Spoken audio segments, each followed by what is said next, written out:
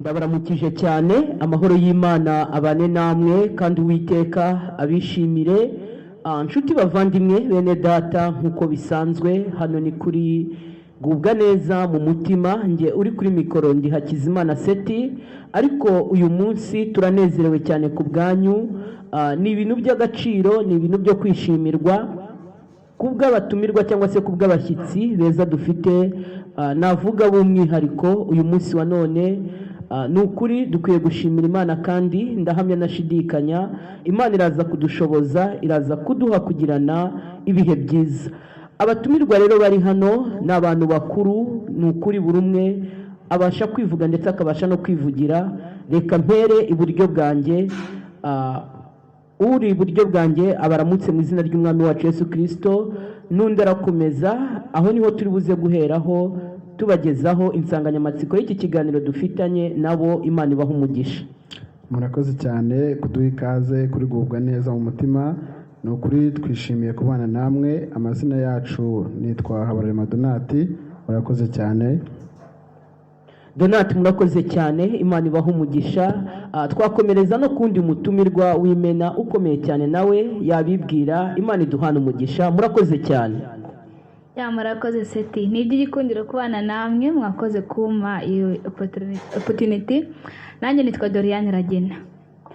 Doriane Iragena nawe arakoze cyane. Hano muri studio rero za Gubwa Neza mu mutima, uyu munsi turi kumwe n'abo bantu babiri, hari Doriane ndetse na Donati. Uyu munsi dufitanye ikiganiro kiryoshye, muze kuza kwihangana. Aba bantu ntago nabona ukuntu mbasobanura, ariko indimi turaza kugenda tugerageza gukoresha indimi zigiye zitandukanye, ariko message iraza kugenda yumvikana uko turi burusheho kuza tugenda twinjira mu kiganiro. Muri aka kanya rero mureke dutangize ikiganiro cyacu n'isengesho. Ikiganiro gifite insanganyamatsiko ivuga ngo urubyiruko, abasore, abakiri bato muri iyi minsi. Murakoze cyane, mureke dusabe Donati adushyire imbere y'Imana. Imana ibaha umugisha. murakoze cyane. twubahe Imana dusenge.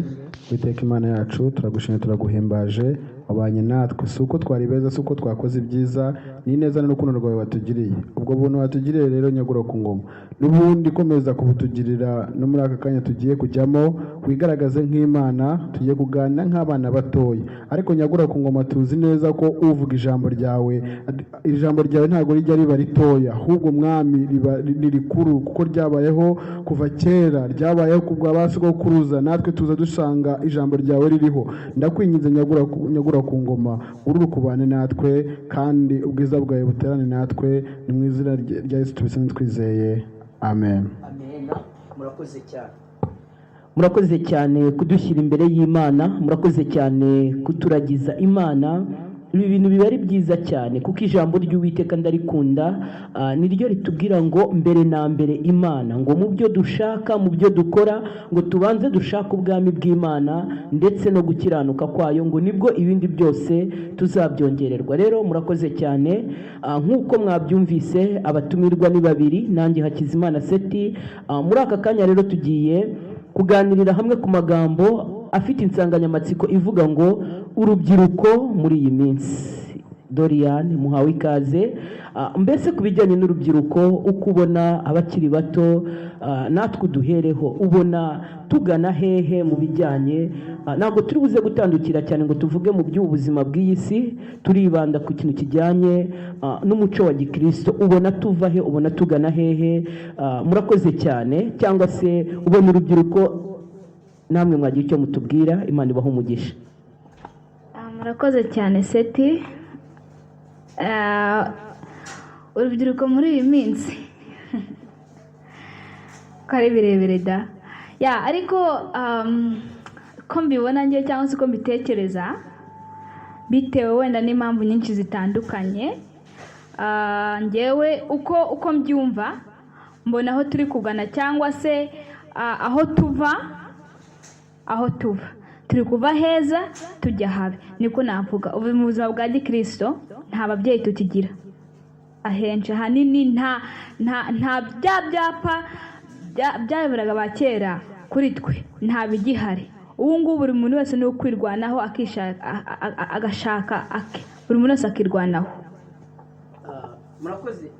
murakoze cyane, muvuze akantu gakomeye cyane ngo muri ubu buzima bwa gikristo urubyiruko ngo turi kuva ahantu heza tugana ahabi. Ndashaka kugira ngo utinde kuri aho hantu ubisobanure, ni gute turi kuva aheza tugana ahabi? Murakoze cyane. Ukuntu turi kuva aheza tujya habi, uburyo nshatse kubivugamo ni uko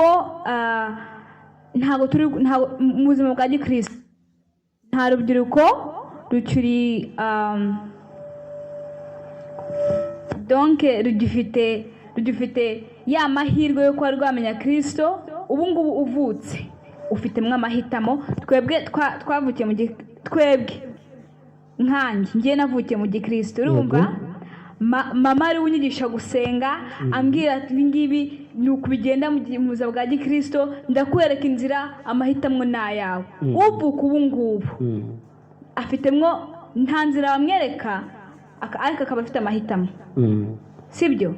Ubwo rero kumenya ngo aratoranya mwiki, usibye n'ibyo natwe abatwereka inzira, natwe abigishijwe turi kugenda tugira amahitamo anyuranye n'ibyo twigishijwe, sibyo? Kuko aho isi iri kugana kuri ubu ngubu ni habi cyane.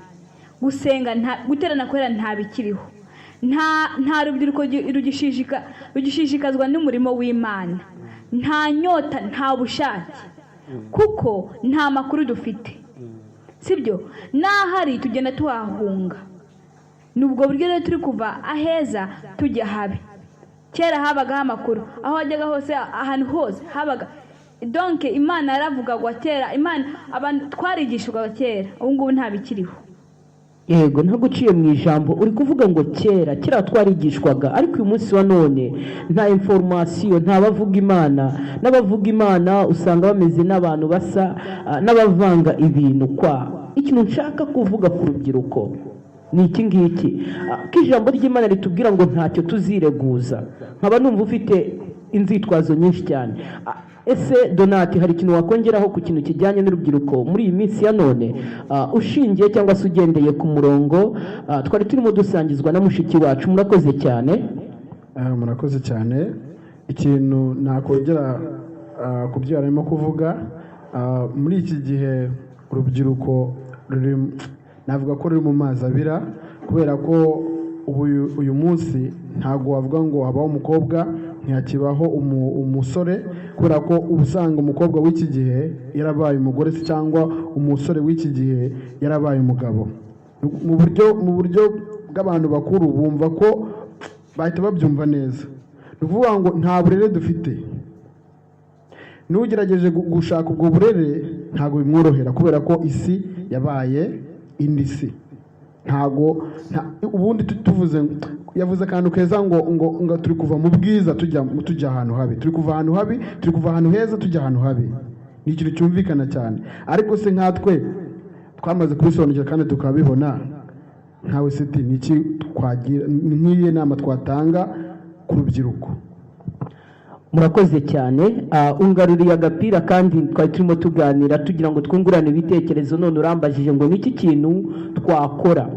Ese mu by'ukuri nimba isi iri kugenda ihinduka, hari ikintu kera cyajyaga kibaho, umubyeyi yaba afite umwana n'undi afite umwana bakarererana, umubyeyi umwe akarerera undi n'undi akarerera undi. Umubyeyi yabona umwana wa kanaka ari mu makosa, ari gukosa, agashaka uburyo kina wa mwana wa mugenzi we uri mu makosa amukura mu makosa akamucyaha. Ariko uyu munsi wa none gerageje gucyaha umwana w'undi mubyeyi biba ikibazo. Ndakeka nk'uko wari ubivuze ngo nta mwana nta musore, ngo twarikujije ntitugirwe inama muri rusange. So nkatwe turi aha ngaha turi kubona ibyo bintu, natwe wenda iyo mico itugeraho. Ese Doriane, ku kintu kijyanye no kurerwa no guhanwa no kugirwa inama ku rubyiruko uyu munsi wa none ucyumva gute?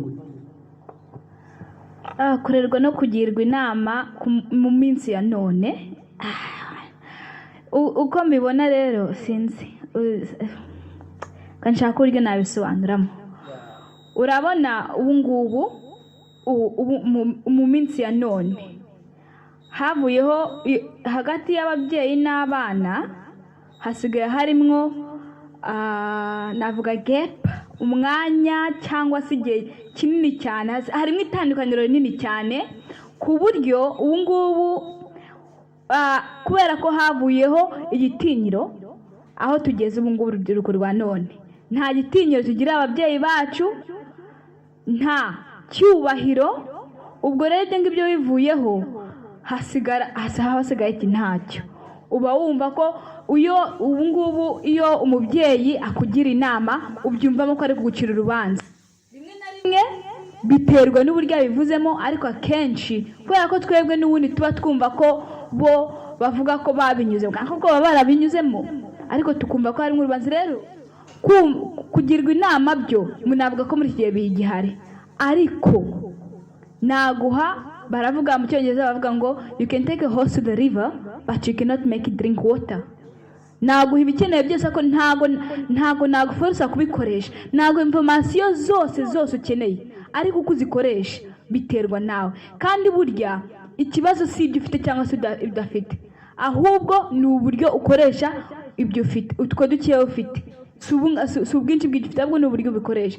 ubwo rero numva ko twarananiranye, niko navuga, twarananiranye usibye n'ibindi byose, kuko urubyiruko rwa none ubu ngubu, urwa kera ubundi ababyeyi bacu bo ibibazo bahuye nabyo byari ibibazo bijya gusa nkaho biri physical cyangwa se bitari grave. twebwe dufite ibibazo by'umwuka, dufite ibibazo bya mental health, urumva, kuko urebye kwiyahura k'urubyiruko donc abatubanjirije n'ukuntu ubu ngubu abana aribo bari kwiyahura, abantu benshi bapfa bishwe no kwiyahura ni abana n'urubyiruko gusa. icyo ni ikibazo cyo mu mutwe. rero twebwe intambara turi guhura nazo ubu ngubu naho zihuriye, nta naho zizahurira n'iz'abandi bahuye nazo.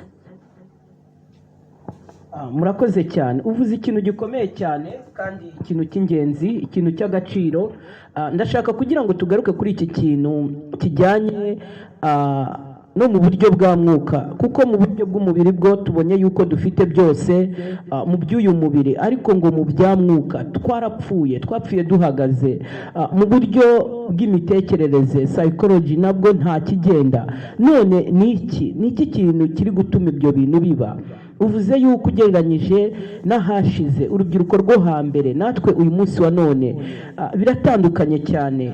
uyu munsi ngo tugiye kureba biyahura, uburyo kibiba n'uburyo kibikorwa, ngo abenshi ni abantu bari mu kigero cy'urubyiruko. ikindi kintu ngiye kuvugaho kugira ngo tubone ukuntu dukomeza, hari uburyo ki abakiri bato binjira mu bintu by'inkundo bagakundana, bino twita, sinzi nimba ari ibya fiançailles, sinzi ukuntu babikunze kubivuga, amakupure n'iki. nyuma y'igihe gitoya urukundo rukazamwo agatotsi, ugasanga umukobwa wakundanaga n'umuhungu barashwanye, umuhungu cyangwa se umukobwa bariyahuye. ese ibyo byo byaba biterwa n'iki? ni ukutiyakira, ni ukutarezona, ni ukutamenya agaciro kacu? mu by'ukuri Donati, gerageza utubwire. ahangaha na n'ubu ntabwo turabona igisubizo, ntabwo turabona icyo tubwira abakiri bato, urubyiruko, ku bijyanye n'ubuzima ndetse n'imibereho. ariko iyo dusomye mu Kuva tubona yuko Imana yatanze amategeko yayo, ariko igaha urubyiruko cyangwa se igaha abana itegeko rikomeye cyane, kandi itegeko navuga ngo ririmo n'isezerano. itegeko rivuga ngo wubahe so na nyoko kugira ngo uramire mu gihugu cyawe Uwiteka Imana yawe iguha. ese ku kintu kijyanye no kubaha Imana ku bakiri bato, iki cyo tukivugaho iki? murakoze cyane.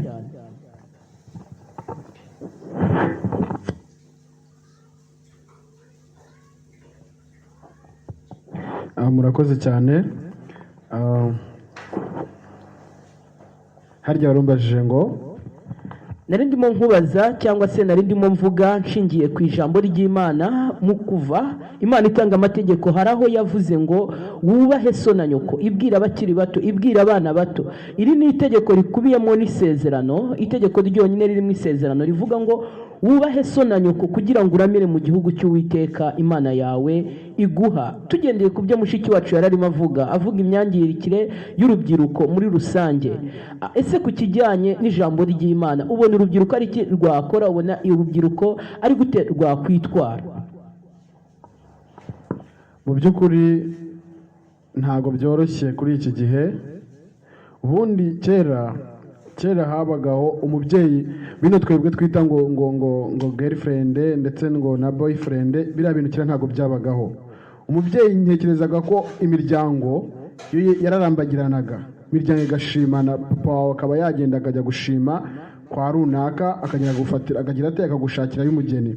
Noneho kuri iki gihe twebwe dusigaye twihigira, tukaba ari twe twibonera girlfriend. Ugasanga abantu batangiye gukora divorce, umusore akajya azajya kubona umugore, ugasanga amaze gukora amadivorce arenga 30. Urumva nicyo kibazo kiri kuri ino si. So Israel ibintu igenda idushyiramo nibyo bituma urubyiruko rugira gute, rugetinga iki navuga nk'urujijo. Ugasanga hajemo uko kwiyahura, hajemo ibyo bibazo byose tugenda duhura nabyo. Tugiye mu mwuka, tugiye ku byo ijambo ry'Imana rivuga, twasanga twebwe twaramaze gutakara, twaratakaye, niko njye nabivuga. Sinzi wowe ahubwo nimba hari ukundi kuntu wabyumva, kuko ndumva twaratakaye. Sinzi ukuntu nabivuga, wenda Dorian wenda yagira icyo abivugaho. Murakoze cyane. Ntabwo twatakaye kuko abakiri mu buzima Yesu Kristo yabagirira neza. Iryo ni ihumure ku rubyiruko, ku basore, ndetse no ku bana muri rusange. Turacyariho, kandi ngo nubwo igiti cyatemwa gishobora kongera kigashibuka. Biragaragara yuko abasore, inkumi twashayishije cyangwa se twagiye kure y'Imana, ariko ijambo ry'Imana riravuga ngo dore mpagaze ku rugi ndagenza gutera, ndakomanga. Umuntu niyumva ijwi ryanjye ndakingura, ninjire tugenze gute, dusangire. Iryo ni ijwi ry'ihumure ku basore, ku rubyiruko, ku bakiri bato. Nta kure habaho Imana itagenza gute, itakura umuntu. Ariko ahangaha mushiki wacu adufitiye amapowenti aryoshye cyane ku rubyiruko, ku basore, ku bakiri bato. Mukomeze mumutege amatwi, mukomeze mumwumve. Ni ukuri nubwo turi kugenda tujya kure, ariko icyo mbona urubyiruko rukeneye muri iyi minsi ya none ntabwo ari ambiance, ntabwo ari ukwinezeza, ntabwo ari ugukora bya bindi by'irari by'umubiri, si make up, oya, ndetse ntabwo ari ugushakisha imyambarire myiza, uburanga, kugaragara neza. Njye mbona urubyiruko rw'iyi minsi rukeneye Yesu Kristo. Mbese mwebwe murabyumva gute? Murakoze cyane. Yego, murakoze cyane Seti, murakoze cyane. Ariko mbere y'uko nsubiza ikibazo cyawe, cyangwa se reka mbanze ngisubize, noneho mbone kongera kuko nashaka kongera kare. Rwose Yesu Kristo arakenewe, sibyo? Burya n'ibivuga ubu ngubu ntabwo biri kubwirwa papa wanjye cyangwa se mama wanjye, kuko nk'uko babimbwira kenshi bari kwibyinira bavamo, bo bari kubyina bavamo. Ubwo rero byinshi bivuga ubu ngubu ni ngewe bigenewe, ni nge bireba, sibyo? Ubwo rero Yesu Kristo turamukeneye, nta n'igihe tutazamukenera. Ni twebwe ahubwo tumukeneye cyane kurusha abandi bose, ni twebwe tumukeneye pe. Rero nk'uko burya kumukenera byo ni ibintu bizwi, kandi nta muntu utabyumvamo, buri wese arabizi. Ahubwo ikibazo ni urabizi ko umukeneye, ese ubigenza ute kugira ngo umubone cyangwa se akubone? Kuko nakubona, ariko ushaka kwiyerekana, akubone gute? Donc presence yawe iboneke gute? How are you going to present yourself? How will you make sure that God sees you? How do you make sure that he makes you his priority? Wabigenza ute? Urumva? None ibyo bikatuzana ku ijambo ry'Imana,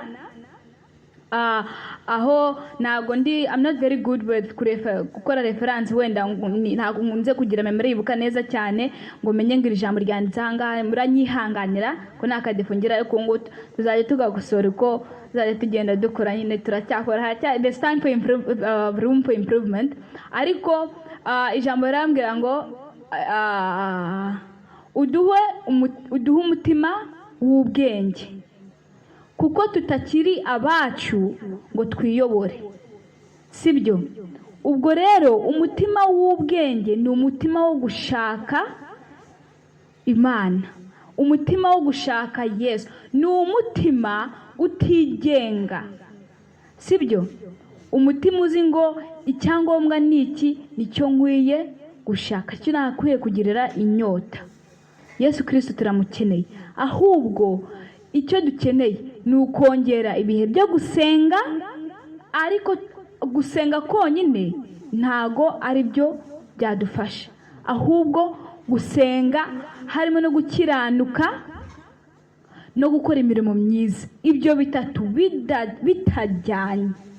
bitajyanye uba uri gukora zero n'ubundi. Ntago wakora kimwe ngo ureke ikindi. Ni nko koga ntuborose cyangwa se kuborosa ntiwoge. Uba ugomba, biraherekera, ugomba kubikora byose kugira ngo igikorwa kibe cyuzuye, Imana ikubone, donc Imana yihutire ibyawe kubigira ibyangombwa, sibyo? Nk'uko twize ku cyumweru, ijambo ryaratubwiye ku cyumweru twize ngo niweho utahiwe. Naragakunze so ni uko nguko rero. Noneho nkabona mfite phone nshaka gusubira ku byo mwene data wacu Donati yatubwiye. Ntibeshye, watubwiye ngo ibintu bya boyfriend na girlfriend ntago byabagaho kera. Ntago kera byabagaho. Aho ngaho nshaka gukosora, sibyo? Wongeraho uti ababyeyi nibo barambagizaga. Ndibeshye? Nibyo niko wavuze, sibyo? Aho rero hari utuntu wabuze twagiye tunshitura. Turanshitura cyane pe. Kuko burya kera girlfriend na boyfriend byabagaho, ahubwo nta zina byari bifite. Urumva? Turetere mwandikiranaga tukagenda mama yarabimbwiye. Urumva? Tukagenda dukora tugenda. No, byabagaho kera. Umuhungu n'umukobwa barakundanaga, ahubwo ikibazo cyaje kubaho ni uko ibintu byahinduye isura. Abantu bahinduye ukuntu bareba ibintu, n'ibintu nabyo birahinduka, sibyo? Kuko kera ibintu biba hagati ya girlfriend na boyfriend, ubu ngubu kera nta byabagaho. Mu bana b'umukobwa n'umuhungu kera uko bakundanaga, ibyo bakora ubu ngubu kera ntawe bitinyukaga. Ubu ngubu kubera televiziyo, kubera iterambere no kubera ibintu bijya muri mind yacu, bijya mu bwenge bwacu, duhindura ukuntu tureba ikintu n'iki twarebaga kigahinduka. Kandi kuko niko bigenda, sibyo? Kera nta mwana w'imyaka 12, 15, 17 watinyuka, nta muhungu watinyuka gusoma umukobwa. Kera ntabwo byabagaho, urumva? Ariko umuhungu abona umukobwa akumva aramukunza, akumva muri we hari akantu gahindutsemo. Nakongeraho kurango uvuze ngo kera ngo boyfriend na girlfriend byabagaho, ntago byabagaho. Ahubwo bino bintu byo kuvuga ngo bandikiranaga uturetere byaje igihe amashuri, abantu batangiye kujya mu mashuri, abantu batangiye kujya bahura, bakabona ko umuntu ashobora ko yakwandika akantu kagahereza umuntu. Biratangira birazamuka bigera ku rwego rurerure. None uyu munsi ntago ubu ngubu bagikoresha amaretere y'impapuro, ubu ngubu basigaye bandikirana kuri zino mbuga straight. Ntago boyfriend na girlfriend byabagaho. Yego, ariko reka mbanze ngo sobanurire terme girlfriend na boyfriend. Girlfriend ni inshuti yanjye y'umukobwa. Njyewe ndi umukobwa ariko nemere kugira girlfriend. Urumva? Mfite inshuti z'abakobwa, sibyo se? Simba afite, ndabafite. Baba ari aba girlfriend banjye. Ibindi byo biri unique rero. Ni kwa kundi nawe ufite imyaka 16 wabona umukobwa ukumva uramukunze, wamuze twaba inshuti. Ntabwo byabagaho. Niba bitarabayeho nshaka kumenya ukuntu mama na papa bahuye. Ndashaka kuguha story ya mama wanjye na papa wanjye ukuntu bahuye. Ntago papa yigeze abona mama ngo amukunde, ahubwo sogokuru yaraziranye na sogokuru wo kwa mama. Aravuga ati se ko ndabizi, yarebaga uburanga bwa muzehe, ubu ndavuga muzehe wo kwa papa. akareba uburanga bw'uriya musaza akavuga ati, akamenya n'uburanga bw'uwo mukecuru akavuga ati byanze bikunze ufite abana beza, ese twashyingirana? Donate, ibyo bintu uko numva biri kunshyushya. Oya, umva nkubwire, burya buri kintu cyose kigira advantage na disadvantage. Urumva, wenda mama wawe na papa wawe byarabahiriye, ariko siko bose byagenze. Kuko umva nkubwire, ibyo bintu biri wrong, ntabwo ari byo. Kuko hakunda umutima w'umuntu, sibyo? Hakunda umutima w'umuntu. Nta kuntu rero njye papa yamitiramo umuntu tuzabana, ninjye tuba tuzabana. Donc mu byita ingaruka zose zaba ari nziza cyangwa se zibi, ni njyewe ziba, ni njyewe uzazumva. Ni uwo muntu tuzabana, papa ntabwo azaba ahari na mama ntabwo azaba ahari. Urumva, rindira mbanze nangiza kandi ikintu noneho gikomeye muba muri gukora kitari cyiza, ikintu Imana akoze muba muri mu cyongereza tubyita to defeat the purpose of knowledge. Nuko Imana yaduhaye amahitamo. Imana iduha guhitamo icyiza, yaduhaye ubwenge bwo guhitamo icyiza n'ikibi. Urumva, ubwo rero kuba wagenda ukantoranyizamwo umuntu nkundana nawe tukaba tuzanabana, ibyo bintu ni ukudefeatinga the purpose of knowledge. Ntaguciye mu ijambo cyangwa se ngo mbe twakomeza kudiscussing kuri ibyo bintu, reka birumvikana ibintu wavuze byose birumvikana cyane bitewe na generation yawe, ariko kuri iki gihe ikintu tugomba kumenya, nubwo tubirimo tugomba gushyiramo n'ubushishozi bwinshi cyane, tugasenga Imana ikagira ite ikadushyigikira mu byo dukora byose, ngo abubaha Imana bagakora ibyo gukiranuka bazagira gute?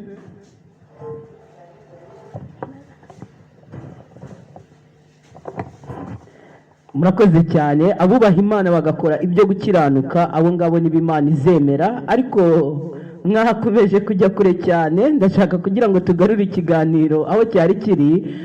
Numvise mugera mu bintu bijyanye n'aba boyfriend n'aba girlfriend bibindi.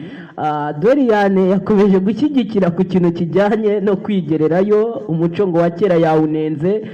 Nibyo twahoze tuvuga, natwe bitubayeho biratugarutse. Urubyiruko rw'iyi minsi ntabwo rushaka kumva, ndetse rushaka kwereka abantu yuko hari ibyo bazi, ariko ngo agahugu katagira umuco karacika. So twataye umuco, ntabwo dushaka kugirwa inama, ariko ku kintu kijyanye n'icyo ngicyo wari umuvuga ngo ababyeyi b'abana bararambagizanyaga bagashimira abana babo, nibwo byakorwaga kandi nkeka byari byiza. Sinzi wowe uburyo ki uri kuza kuvuga ngo kwigira ku isoko uyu munsi wa none mbona nibyo byiza. Hari n'abasigaye bagumirwa, kandi kera ntabwo byabagaho. Noneho icyo kintu garuka ukidefande. Ugasanga umwana w'umukobwa agize imyaka 30, twebwe abasore 35 nta kibazo, ari aho ari iwabo, wamubwira ati kudashakwa ngo ugire uvi wanyu, ngo ngiye ngo iwacu narahavuye, ngo nsigaye nibereye kwa sister. So turi kwikomeza mu buryo butari bukwiye guys, turi kwikomeza mu buryo butari bukwiye. Ibintu by'uyu munsi mu rubyiruko ntabwo ari byiza cyane, byabaye bibi uko nge ndi kubyumva ku giti cyanjye. So rero tugereranyirize, noneho utubwire, unanadufatire n'umwanzuro dusoze. Noneho wowe utubwire ibyiza urubyiruko ruri kunyuramo uyu munsi wa none tugendeye ku byahashize. Murakoze cyane, ndetse munadusoreze. Ibyiza urubyiruko rwa none ruri kunyuramo uvuze birenze. Nari ndimo nkubwira ngo utugereranyirize n'ibyiza urubyiruko rw'uyu munsi ruri kunyuramo uhereye ahashize, cyangwa se twirefiye, cyangwa se tugendeye ku by'abatubanjirije. Nimba uyu munsi wa none iby'urubyiruko ruri gukora ari byiza, ubidusobanurire. Nimba uyu munsi wa none urubyiruko ibyo ruri gukora ari bibi, ugendeye cyangwa se urebeye ku hatubanjirije, nabyo ubidusobanurire. Murakoze cyane ku bijyanye n'imico ndetse n'imyifatire. Icyo navuga cyo imico yo twarawutaye, twaba tukibi mu byo twarawutaho nta n'ibyo nakirirwa ntavuga usibye ko nyine ni uko nguko nabwiraga ko urubyiruko every generation has its own battle. Urumva urubyiruko rugira intambara zayo. Aho ngaho ntabwo naribuze kugira ntabwo naribuze kukureka ngo ukomeze gutyo. Ushatse kuvuga yuko buri cyiciro cy'ubuzima n'abantu mu buzima bagira ibyabo, bivuze yuko niyo byaba ntagarurira atari na byiza twabireka kuko abantu bose uko bazaza bazagira ibyabo. Hoya ntabwo twabireka, sibyo? Twagerageza kugira icyo duhindura. Ntago wahindura situwasiyo ariko kuyitwaramo nibyo wakontorora, niko navuga. Ntabwo nguciye mu ijambo, ariko se dusubire ku isoko cyangwa dukomeze dutobe amazi cyangwa se dusubire ku isoko? Ese ibyabagaho kera nibyo byiza kurusha ibiri kuba ubu ngubu? Ese wowe ubibona ute? Ariko wenda tutarakomeza aho ngaho wowe ushobora gusubira ku isoko, njye sinsubireyo, ahubwo dushakire umuti ahantu hamwe. Ese n'iki twakora kugira ngo bya bindi byiza tubyubakireho kugira ngo tugire aheza tugana? Njyewe kamere ahangaha mvuga ni ubu ngubu urubyiruko ruzarokoka ibihe bya none, cyangwa se ibyo twebwe turi kunyuramo ubu ngubu. Abazabinyuramo neza bazaba babaye iko bibiri bivuga gutari icyuma gityaye, bazaba babaye donc twebwe tuzaba dufite imbaraga zidasanzwe, kubera ko tuzaba twarabashije kunyura mu bintu bidasanzwe mu bihe bidasanzwe. Ngo rero tuzaba dufite imbaraga kurusha abatubanjirije, kandi tubashe no kwigisha abazadukurikira. Ubwo rero ntabwo twasubira ku isoko ariko ahubwo ni ukurembye no mu Bibiliya tugira isezerano rya kera tukagira n'irishya, bivuze ko impinduka zigomba kubaho byanze bikunze. Ubwo rero ntabwo ntitwasaba, ahubwo ni ukurebera ku ngero za kera tukareba wenda tukagereranya situwasiyo uko abantu dukoresheje ijambo ry'Imana, dukoresheje inama z'ababyeyi, dukoresheje natwe uko duteye. Hari ibintu byinshi bitwafekita nk'urubyiruko rwa none, urumva, kuko inyuma turi beza kurusha ba kera, inyuma duteye neza kurusha ba, turashimishije inyuma, turishimishije, natwe ubwacu turishimye, niko bisa kurusha ba kera. Ariko imbere twarashize nta kiriho, urumva.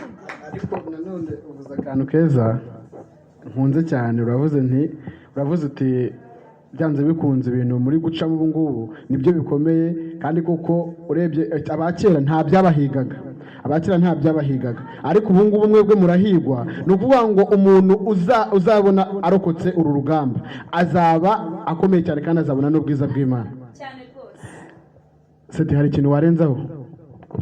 No mukobwa nge yatumye ntekereza ibintu byinshi cyane. Urebye abana b'abakobwa bavuka cyangwa abana b'abasore bavuka muri iyi minsi nabo bita ibyuki, my friend, ni abana beza, basa neza, b'imisaya myiza, b'amaso meza, bakwambara bakambara neza, ariko sha umutima nicyo kibi. Ni abantu batari beza habe namba. Ariko ngo abakera wenda ntago bagaragaraga neza gutyo da, ntibari bazi kwirimbisha gutyo da, ntibari bazi kwiyepiya gutyo da, ntibari bazi gusiga iminwa gutyo da. Umva, wenda mu by'inyuma muri bya bindi byitwa physical appearance ntago bari beza, ariko imbere bari beza. Ariko twebwe ikibi twakoze imva, turi beza inyuma, babi ku mutima. Doriane, dukosora imitima, kuko burya nibyo twita ko ari byiza uko turi kwigira beza, uko nguko tuzi kwirimbisha ubu ngubu sibyo bikenewe, urumva. Ahubwo nabyo biri gutuma wa mubiri w'inyuma nawe ugenda ubora vuba kurusha uko byari bigenda, kurusha uko twateguriwe, urumva. Rero dukosora imitima, duhere mw'imbere, sibyo? Kuko ngo akari ku mutima gasesekarira he? nibehera ku munwa rero bizajya bigenda ko ka kantu tuba tuvuga ngo naka ntacyo gatwaye niko kagitwaye. Urumva umwana aratangira ati ndumva nta kintu ndumva ubuzima ntacyo bumaze, ndumva nta buzima buri muri njye, turiho ariko tutariho. Urumva we are alive but we don't live. Ni ikintu there's no meaning to life. Ubwo rero ndabyuka uyu munsi ndakora ikintu ibyanjye bya buri munsi bisanzwe, ndabyuka noge nkora iki ni akaye kantu gashya nakora da kandeba kanshyire kutire ku maso kandeba uko nasa, ndeba ngo Beyonce aherutse gukora ibi ngibi, reka mbigerageze nanjye ndebe uko nasa. Nibyo ngibyo twiberamo, nuko twiberamo role models zidafite icyo zitumariye, role models utazi aho bageze uko bahageze. Urumva nicyo kitwishe. Twebwe tureba hafi ahangaha, dufite ikibazo cyo kutareba kure nanone. Urumva ubwo rero nitubanze twitunganye mu mitima, dushake purpose of our life, the purpose, impamvu y'ubuzima bwacu, icyo Imana yatugeneye, impamvu turi ku isi. Iyo nekereje nkabura impamvu ndi ku isi, njye nibuka kandi papa ajya ambwira, papa akunda kutubwira ngo uriho kugira ngo ukorere abandi, uriho kugira ngo serving abandi, to serve others. Iyo nibagiwe purpose ngewe numva mfite nk'umuntu ku giti cyanjye, nibuka iki papa ajya ambwira, cyangwa se nakigiye kudafasha abantu, nkibuka ko kana kaba ariko ngenderaho, uko nkagenderaho niko kikagenda kazamurana bya bintu byose, nkavuga ko yuko naka kantu ngomba gusiga. Mu cyongereza bavuga ngo we must leave our mark. Tugomba gusiga ikimenyetso cyacu ko twari duhari, ko twahageze, twarahanyuze, ariko not kuhanyura gusa, ko wahanyuze wahasize tukwibukire kuki tuzakumenya ko wiganaga ibyo Beyonce yakoraga cyangwa se Nicki Minaj, tuzakwibukira kuko ukuntu wagendaga, tuzakwibukira wakoze iki cyatuma abantu bashishikarizwa kumva ibyawe. Niki gihambaye cyiza. Hari abantu nabo bajya bashaka kumenyekana ku bintu bihambaye ariko bitari byiza, ahubwo bibi, just kugira ngo amenyekane bagakora ikintu kibi. Ariko ndavuga ikintu cyiza, kubaho ubayeho kubw'abandi. Urumva rero duhere mw'imbere, dore mutima wacu kumenya impamvu umuntu ari, kumenya the purpose of your life is what is needed.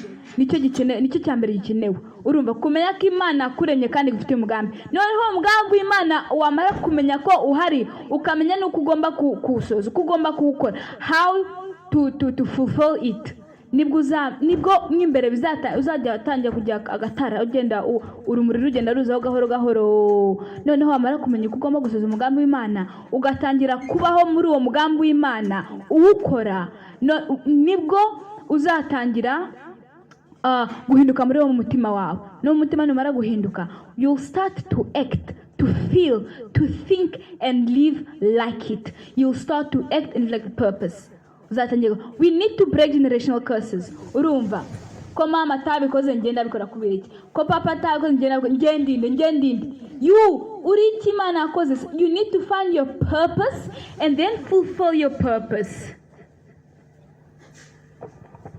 Urakoze cyane. Uyu mukobwa mu by'ukuri afite amagambo meza kandi yubaka.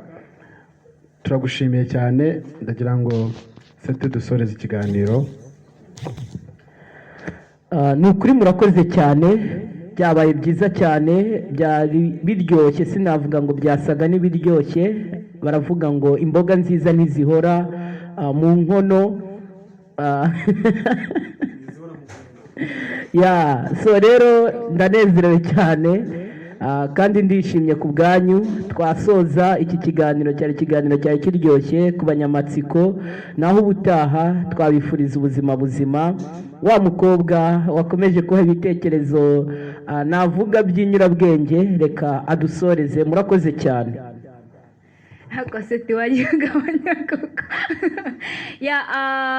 So guys, abatwumva aho ngaho hanze, aho muri hose, aho impande zose z'isi, aho waba uri hose, ubyumve ko ibi bintu bikureba, niweho turi kubwira, niweho, nta wundi. Niba binyuze kuri telefone yawe, ku matwi yawe, n'ibyawe, nta wundi bireba, niweho twabwiraga, nta wundi. Rero tanga igitekerezo, muze twungurane, twakora ibintu bihambaye cyane dushyize hamwe. Rero twavuga icyongereza turakizi twese, ntangije ikiriho ubu ngubu, buri wese asigaye ntangije ikiriho kuri ubu ngubu. Urumva, muzana ibitekerezo rero mutwungure, mugire uko donc support us, ntimutwumve gusa ngo birangire aho ngaho, mugire n'akandi mwongera, kandi ako kantu tuba twongeraho niko Imana ikunda. Murakoze rero, mubwire mwumvishe abandi, namwe ubwanyu bigira icyo bibamarira. Imana ibahe umugisha kandi mwakoze cyane. Ndabaramukije cyane, amahoro y'Imana abane namwe kandi Uwiteka abishimire. Nshuti bavandimwe bene data, nk'uko bisanzwe hano ni kuri Gubwa Neza mu mutima, nge uri kuri mikoro ndi Hakizimana Seti, ariko uyu munsi turanezerewe cyane ku bwanyu. Ni ibintu by'agaciro, ni ibintu byo kwishimirwa kubw'abatumirwa cyangwa se kubw'abashyitsi beza dufite, navuga b'umwihariko uyu munsi wa none. Ni ukuri dukwiye gushimira Imana, kandi ndahamya nashidikanya Imana iraza kudushoboza, iraza kuduha kugirana ibihe byiza. Abatumirwa rero bari hano ni abantu bakuru, ni ukuri buri umwe abasha kwivuga ndetse akabasha no kwivugira. Reka mpere iburyo bwanjye, uri iburyo bwanjye abaramutse mu izina ry'Umwami wacu Yesu Kristo, n'undi arakomeza. Aho niho turi buze guheraho tubagezaho insanganyamatsiko y'iki kiganiro.